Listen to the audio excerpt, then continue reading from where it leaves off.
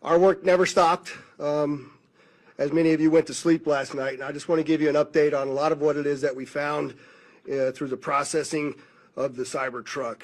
This is a joint investigation involving the FBI, the ATF, the Las Vegas Metropolitan Police Department, and these folks worked through the night and found a lot of stuff that is very useful for this investigation.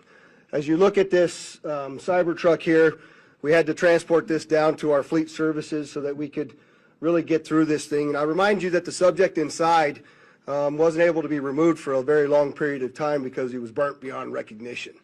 And so as we continue to move through this, I'm going to talk a little bit about his identity and what we believe, but I would like to highlight a couple of things that the teams found inside of the Cybertruck that are useful to the investigation. And that, first and foremost, is a military identification. We also found a passport.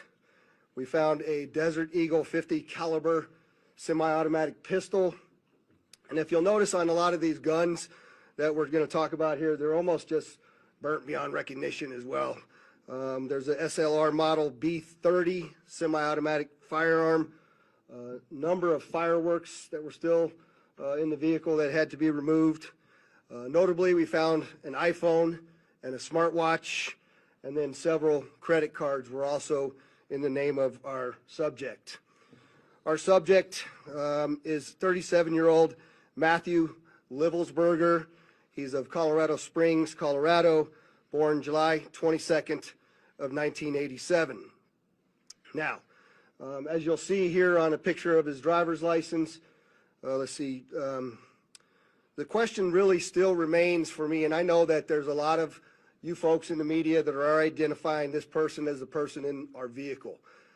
As I mentioned to you already, his body is burnt beyond recognition, and I do still not have confirmation 100% that that is the individual that was inside of our vehicle.